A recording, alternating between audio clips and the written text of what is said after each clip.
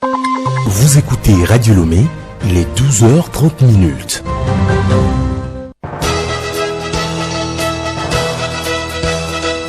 Le journal Bénédicte Kanda.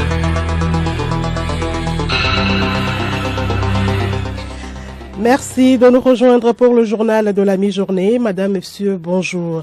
Garantir l'énergie pour tous à un coût abordable, le Togo fait du chemin grâce au chef de l'État fort Esadzimna Singbe. Au retour dans ce journal sur les centrales de production d'énergie électrique. Aujourd'hui, 15 août, les fidèles catholiques célèbrent l'Assomption ou la montée de la Vierge Marie au ciel. Explication sur le sens de cette fête à suivre. Les personnes en situation de handicap veulent se faire compter dans tous les domaines de la société. Elles ont tenu une conférence de presse hier à Lomé. Et puis sport, football, la Coupe du monde féminine de football. L'Espagne s'est qualifiée ce mardi pour la finale du tournoi. Elle a battu la Suède par 2-1.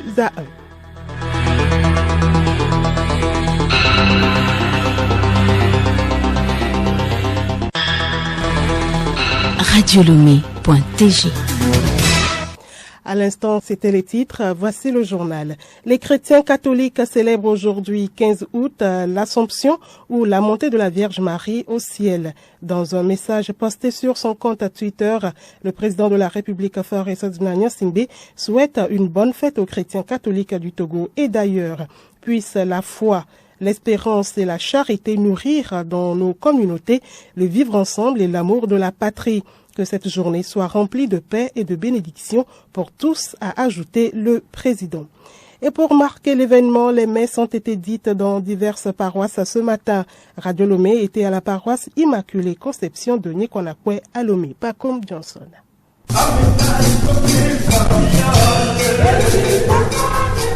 C'est dans la joie que s'est déroulée la messe. Le célébrant, le père Pierre Kofi Nwagboudi, pendant son homélie, a d'abord expliqué la genèse de l'univers, puis ensuite parlé du péché originel. L'homme qui célèbre également en ce jour ses 42 ans au service de Dieu précise le sens de la montée de la Vierge Marie au ciel. Ce n'est pas seulement à cause de sa maternité divine qu'elle a été élevée au ciel, mais aussi parce qu'elle a correspondu au plan de Dieu. Elle est demeurée sans péché. Et tout cela réuni fait l'honneur et la gloire de la Vierge Marie. Beaucoup de fidèles étaient présents à cette célébration. Quelques-uns se prononcent. En tant que fidèle catholique, je suis vraiment fier, très content et puis joyeux pour ce jour que Dieu nous a encore donné. Et je remercie aussi le Seigneur pour tout. Aujourd'hui, notre Père curé, j'ai pris compte de ce qu'il nous a dit, de transformer notre cœur, d'être des fidèles, des chrétiens exemplaires pour les autres. Je me sens bien parce que je suis venue à l'église aujourd'hui rendre grâce au Seigneur, parce que c'est l'Assomption, l'élévation de Marie au ciel. Je suis venue prier et aussi je suis venue rendre grâce au Seigneur, prier Marie pour qu'arriver au ciel par elle, remettre mes prières au Seigneur. La messe s'est terminée par la consécration à la Vierge Marie.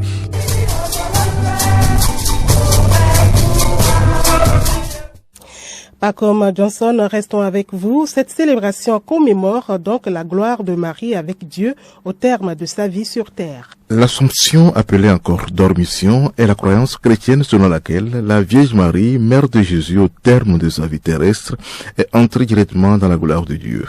En effet, aucun texte du Nouveau Testament n'évoque la fin de Marie et ce sont des textes de tradition et des légendes qui ont comblé ce vide. Au IVe siècle, Éphrem, le Syrien, émet l'idée que le corps de Marie serait resté intact après sa mort, c'est-à-dire n'a pas connu la corruption de la mort. Une autre tradition rapporte que l'Assomption a lieu à Éphèse, dans la maison connue aujourd'hui comme la maison de la Vierge Marie, accompagnée de l'apôtre Jean, à qui le Christ sur la croix avait confié Marie. Ce qu'il faut retenir est que cette fête est célébrée depuis le début de l'Église par les chrétiens avant de devenir un dogme au 8e siècle. Pour les chrétiens, la date du 15 août marque la montée au ciel de la Vierge Marie, mère de Jésus-Christ, à ne pas confondre avec l'ascension qui lui est célébrée 40 jours après la résurrection du Christ. Merci à vous, Paco Johnson. La suite de ce journal, le Togo veut offrir de l'énergie de qualité à sa population. Une action du chef de l'État qui cadre avec l'objectif 7 des ODD, objectif de développement durable. Il s'agit de garantir l'accès de tous à des services énergétiques fiables, durables et modernes à un coût abordable. Pour ce faire, le Togo se lance dans les sources d'énergie respectueuses de l'environnement. Découvrons ces énergies avec Solim Lemo. L'énergie électrique est devenue incontournable dans la vie de chaque population. Le Togo fait partie des pays qui investissent beaucoup pour la construction et la sauvegarde des infrastructures solaires, ce qui lui a permis de construire la centrale Kekeli Efficient Power, mise en service en 2021 avec une capacité de 47 MW à Lomé. Autre construction, l'État a fait installer la centrale solaire tchèque Mohamed Ben Zayed de plus de 5000 plaques solaires avec une puissance de 50 MW crête à Blita. Ces centrales garantissent à moindre coût l'accès à l'énergie électrique pour un très grand nombre de foyers et protègent l'écosystème. Leurs panneaux photovoltaïques sont composés de matériaux recyclables. La centrale de Blita a la réputation d'être la plus grande en Afrique de l'Ouest. Elle a été lancée en juin 2021 pour offrir de l'énergie à plus de 158 000 ménages. Avec un coût global de 35 milliards de francs CFA, elle s'étend sur 92 hectares. Elle comporte 123 344 panneaux sur le site et sa capacité a été augmentée en novembre 2022 avec la signature d'un accord avec Abu Dhabi Exports. Sa puissance passera de 50 à 70 MW crête. Une fois l'extension effective, la centrale devrait alimenter plus de 220 000 foyers. À Blita toujours, l'infrastructure photovoltaïque d'Asukoko a déjà permis de raccorder plus de 500 ménages depuis son inauguration en novembre 2017 jusqu'à juin 2022. Dans la localité, la centrale qui a une puissance de 250 kW a offert l'éclairage public sur un réseau de 10 km au cours de la même période. Aussi, une centrale solaire de 25 MW crête va être érigée à Dapaon. La convention de financement de 39,7 milliards de francs CFA a déjà été signée. Une autre priorité du chef de l'État est l'accès des Togolais à la terre pour une meilleure production agricole. Sur 6 réformes prioritaires de la feuille de route gouvernementale Togo 2025, l'une porte sur la politique foncière agricole. Juliette Kamdé. Cette réforme est destinée à faire de l'agriculture un véritable moteur de croissance et de création d'emplois. Il est attendu la réalisation de la cartographie de 500 000 hectares sur la période 2020-2025 et la consolidation de 40 000 hectares de terres agricoles sur la même période à travers 400 ZAP, zones d'aménagement agricole planifiées à raison de 100 hectares par ZAP.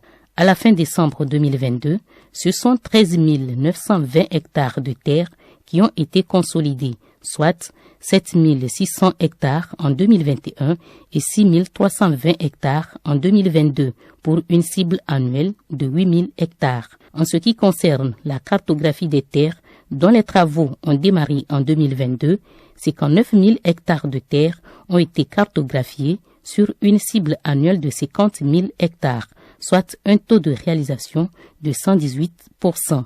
Sur la période 2021-2022, 130 ZAP ont été réalisés et mis en exploitation pour une superficie de 12 608 hectares sur le territoire. Le secteur agricole emploie aujourd'hui environ 60% de la population active. Juliette Kamdé, un autre sujet, les personnes handicapées ne doivent plus être laissées de côté. Pour cela, elles ont organisé hier à Lomé une rencontre avec les journalistes. Les échanges ont porté sur les efforts réalisés pour leur promotion, leur protection et leur inclusion dans tous les domaines de la société. Compte rendu Balakiem Abina, Hervé Segbon. Les objectifs de développement durable ODD promettent la prise en compte des personnes handicapées dans tous les secteurs. Au Togo, elles sont impliquées dans de nombreux programmes et projets. Des précisions avec Andjé Pinoué, représentante du ministère de la Santé. Sur le terrain, lors de la construction des infrastructures d'hygiène et d'assainissement, lors des distributions des moustiquaires, d'administration des produits, si on prend les maladies tropicales négligées, les personnes handicapées sont prises en compte. La Fédération togolaise des personnes handicapées au Togo reconnaît les efforts du gouvernement en sa faveur. Akako Noumado Azakpo, président du conseil d'administration. Je remercie déjà le gouvernement par rapport à ce qui se fait. Mais nous les encourageons à faire davantage et à avancer pour que véritablement le Togo soit un des modèles en matière d'inclusion. Il reste beaucoup à faire pour atteindre les ODD.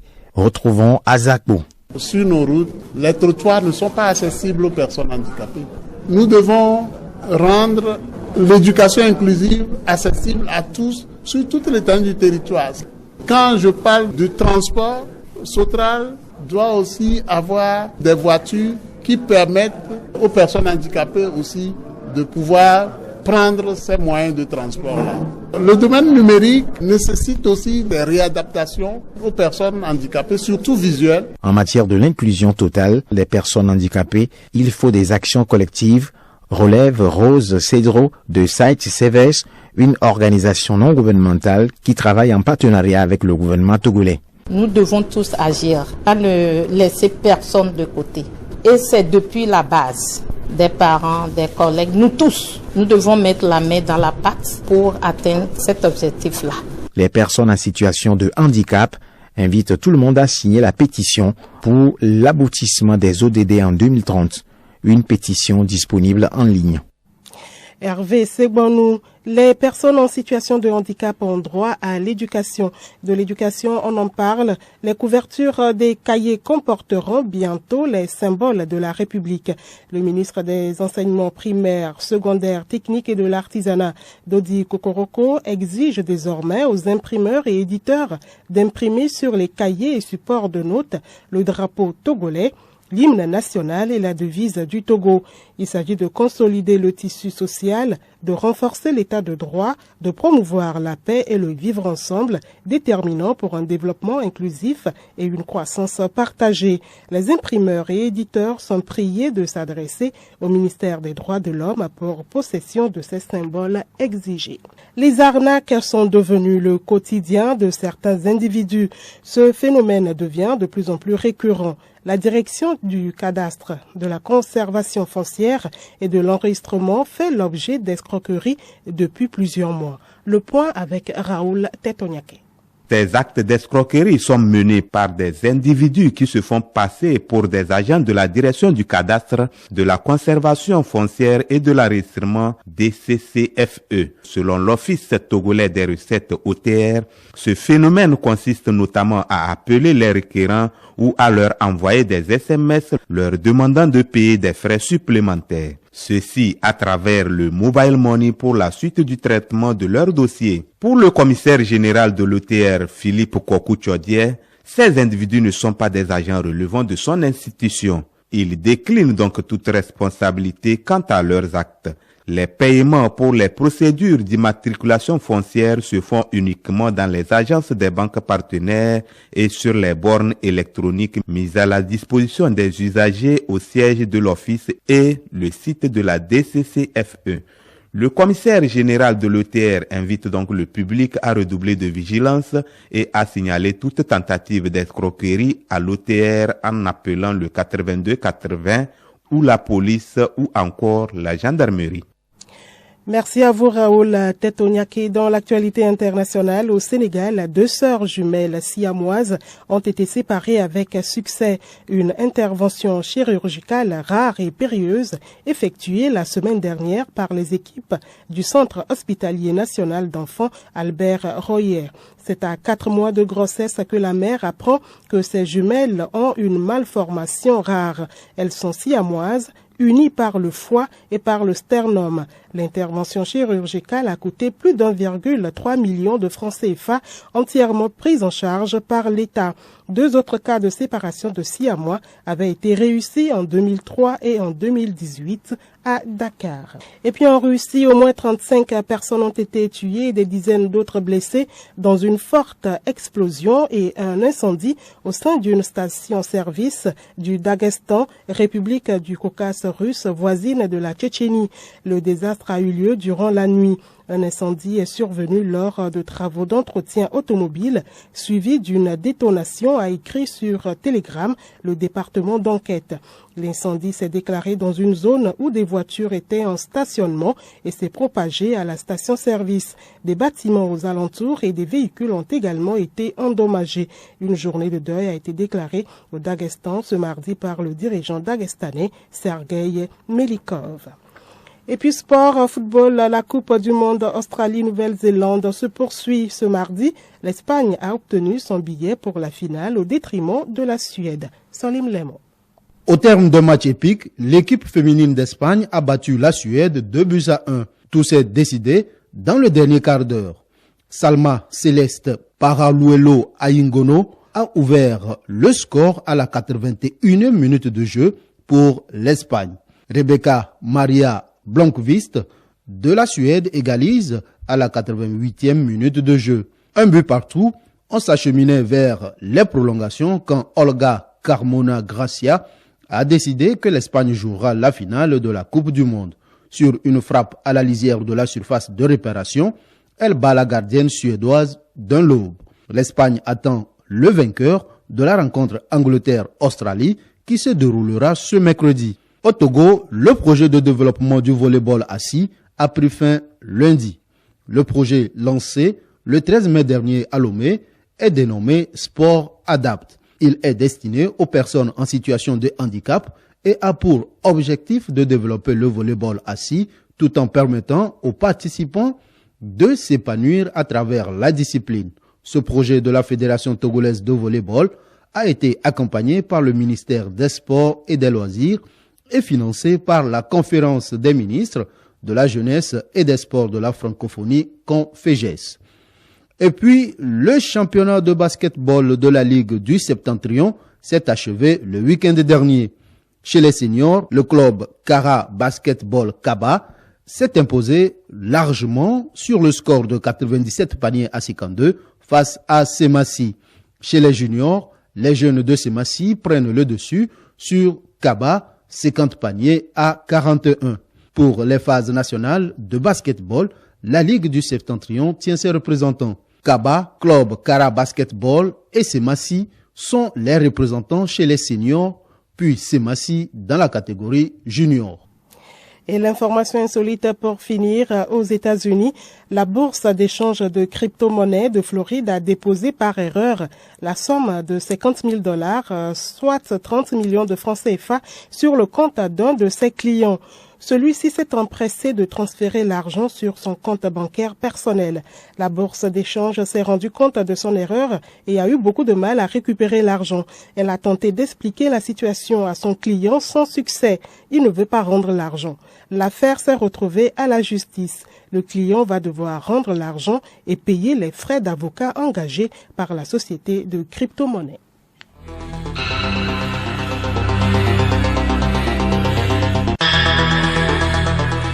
Madame, Monsieur, voilà, c'est la fin de ce journal. Merci de l'aimable écoute. Pour ceux qui nous ont pris seulement en cours du journal, voici les principaux axes. Garantir l'énergie pour tous à un coût abordable. Le Togo fait du chemin grâce au chef de l'État, Forest Blagnan Simbe. Vous avez suivi les centrales de production d'énergie électrique disponibles au Togo. Aujourd'hui, 15 août, les fidèles catholiques célèbrent l'Assomption ou la fête ou la montée de la Vierge Marie au ciel. Les personnes en situation de handicap veulent se faire compter dans tous les domaines de la société. Elles ont tenu une conférence de presse hier à Lomé. Et puis en sport, Coupe du monde féminine de football, l'Espagne s'est qualifiée ce mardi pour la finale du tournoi. Elle a battu la Suède par 2-1. Bonne fête d'Assomption à tous.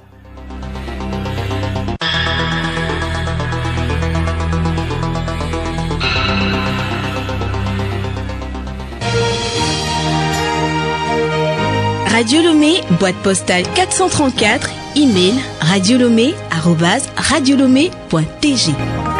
Radiolomé.tg. Gardez l'écoute. La pub.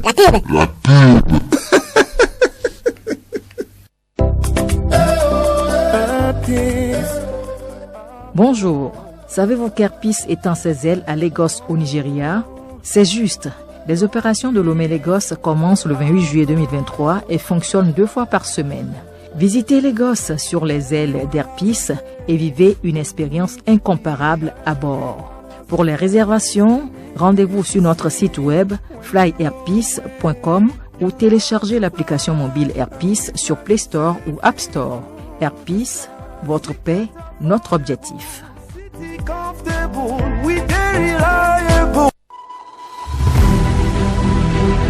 Pour un Togo sécurisé, uni et prospère, soutenons nos forces de défense et de sécurité.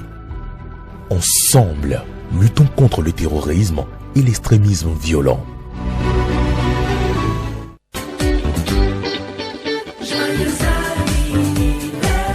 Radio Lomé, la station du plaisir, la mère des radios, a 70 ans le 13 août 2023.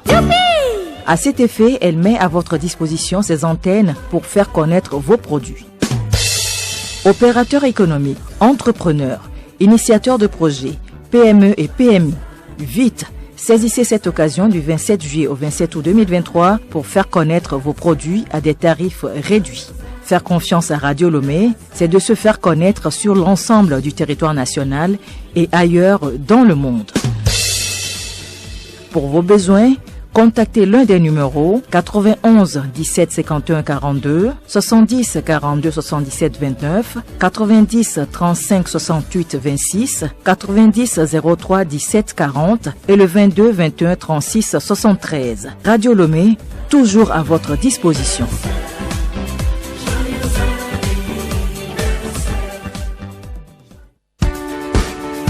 Radio Lomé vous offre désormais de nouvelles productions dans nature et santé.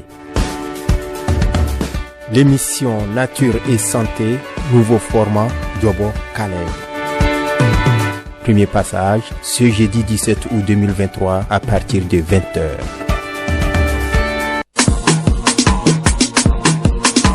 Radio Lomé, à votre service depuis 7 décennies.